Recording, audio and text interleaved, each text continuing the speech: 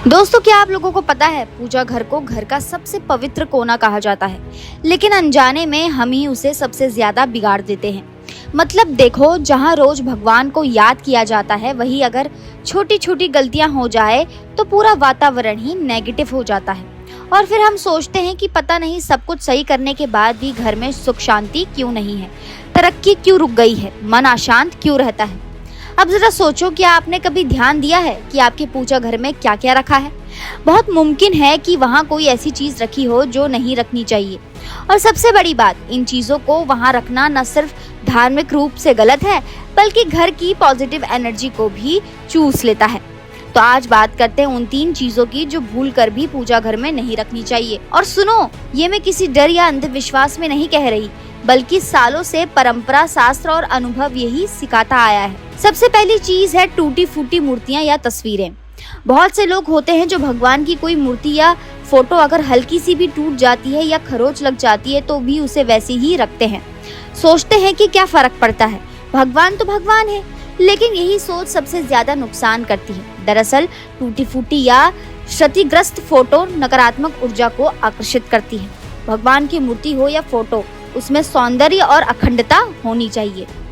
कल्पना करो, कोई आपके घर आए और आपकी फोटो का आधा चेहरा मिटा हुआ हो या तस्वीर फटी हुई हो, तो कैसा लगेगा आपको? भगवान भी आपके घर के अतिथि होते हैं, सम्मान के पात्र हैं। उनकी टूटी हुई तस्वीर रखना अनादर ही होता है। इसलिए जैसे ही कोई मूर्ति या फोटो टूटे, उसे इज्जत से हटा दे, उसे किसी नदी या तालाब में प्रवाहित करें या किसी मंदिर में दान करें, लेकिन पूजा घर में मत रखें। दूसरी चीज जो बहुत ही आम है लेकिन उतनी ही ज्यादा खतरनाक, वो है बिना सफाई के जमी धूल और गंदगी। पूजा घर में कई बार हम दिए, अगरबत्ती के स्टैंड, फूलों की माला, छोटे छोटे पीतल या तांबे के बर्तन रखते हैं। शुरू में तो चमकते रहते हैं, लेकिन फिर धीरे धीरे धूल में जम जाते हैं, तेल जम जाता है और सब कुछ बेरंग हो जाता है। अब सोचो कि आप भगवान को एक ऐसा स्थान देंगे जहाँ खुद आप बैठना पसंद ना करें, जहाँ दीवारें मैली हो, दीपक पर धुआं जमा हो, फूल सूखकर काले हो गए हों। पूजा का मतलब सिर्फ दीप जलाना और मंत्र पढ़ना नहीं होता, बल्कि उस स्थान को पवित्र और साफ सुथरा बनाए रखना भी उसका हिस्सा है। जो स्थान भगवान के लिए है, वहाँ साफ सफाई सर्वोपरि है। कई लोग सोचते हैं, अरे समय नहीं मिलता, लेकिन सच्चाई यह है कि जिस घर में भगवान की मूर्ति है, वहाँ समय निकालना जरूरी है। रोज नहीं तो हफ्ते में एक बार ही सही सफाई जरूर करनी चाहिए, नहीं तो वही गंदगी, वही धूल नेगेटिव ऊर्जा बनकर घर में चारों तरफ फैल जाती है। फिर चाहे वो झगड़े हो, तनाव हो या काम में अड़चन, सब धीरे धीरे आने लगते हैं और हम वजह भी नहीं समझ पाते। तीसरी चीज है पुराने, फटे या खराब हो चुके धार्मिक ग्रंथ, पूजन सामग्री या वस्तुएं। अब ये तो बहुत आम बात है कि हम कोई धार्मिक किताब ले आते हैं, गीता, रामायण, हनुमान चालीसा, और समय के साथ वो किताबें फटने लगती हैं, पन्ने निकल जाते हैं, लेकिन फिर भी हम उन्हें वहीं रखते हैं।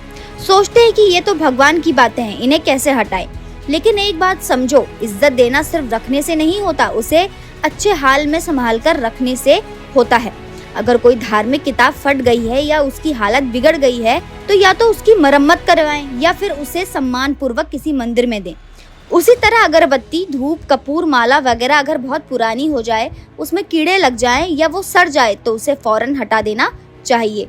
ध्यान देने वाली बात यह है कि पूजा घर में रखी हर चीजें ऊर्जा लेती हैं। अगर वो चीज खुद ही कमजोर या गंदी है, तो आप सोच सकते हैं कि वो कैसे ऊर्जा देगी। जब कोई बासी फूल भी हम भगवान को नहीं चढ़ाते, तो बासी चीजें उनके घर में क्यों रखें? और अब जरा सोचिए कि अगर ये तीनों चीजें आपके घर में मौजूद हैं, टूटी मूर्तियां, धूल से भरे दीपक और पुरानी फटी किताबें, तो वहाँ शांति और समृद्धि कैसे टिकेगी? क्योंकि जहाँ नकारात्मकता होगी, वहाँ सुख शांति कैसे रह सकती है? और फिर हम कहते हैं कि पूजा तो कर रहे हैं, फिर भी फल क्यों नहीं मिल रहा? कई बार ये भी देखा गया है कि जिन घरों में ये गलतियां होती हैं, वहाँ परिवार के लोग अक्सर बीमार रहने लगते हैं, मन उदास रहता है, नींद नहीं आती या फिर रिश्ते में खटास आने लगती है। अब इसका कोई मेडिकल कारण तो नहीं होता, लेकिन जो ऊर्जा आसपास होती है, वही हमारे जीवन को दिशा देती है। अब आप सोच रहे होंगे कि अगर ये सब चीजें हैं तो क्या करें, कैसे हटाएं? तो देखो, सबसे पहले मन में श्रद्धा रखें और डर नहीं। ये कोई अभिशाप नहीं है, बल्कि एक चेतावनी है। टूटी मूर्तियों को बहते जल में प्रवाहित करें या मिट्टी में इज्जत से दबा दें। धूल मिट्टी वाली वस्तुओं को साफ करें, पॉलिश करें, अगर सफाई ना हो पाए तो बदल दें। पुरानी किताबों को या तो मरम्मत करवाएं या किसी योग्य स्थान पर दें। और सबसे जरूरी बात, पूजा घर में वो ही रखें जो आपके मन को अच्छा लगे। अगर कोई चीज देखकर मन में श्रद्धा और सुकून आता है तो समझो वो ठीक है।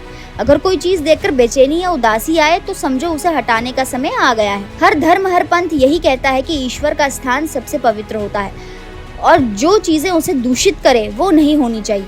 तो अगली बार जब आप पूजा करने बैठो तो एक नजर अपने पूजा घर पर भी डालना।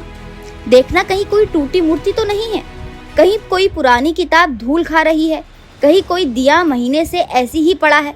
अगर है तो आज ही थोड़ा समय निकालो और इन चीजों को सही करो। आप देखोगे सिर्फ पूजा घर साफ करने से ही घर में एक अलग ही ऊर्जा आ जाती है। मन हल्का महसूस करता है, दिमाग शांत होता है और जैसे हर चीज एक नई शुरुआत के लिए तैयार लगती है। क्योंकि पूजा घर वो जगह है जहाँ से पूरे घर को शक्ति मिलती है और अगर वही जगह ठीक नहीं होगी तो बाकी सब धीरे धीरे बिगड़ने लगेगा। तो चलो दोस्तों, आज से एक नई आदत शुरू करते हैं। हर हफ्ते पूजा घर की सफाई, पुरानी चीजों की जांच और सिर्फ वही चीजें वहां रखना जो पूरी श्रद्धा और पवित्रता से भरी हो।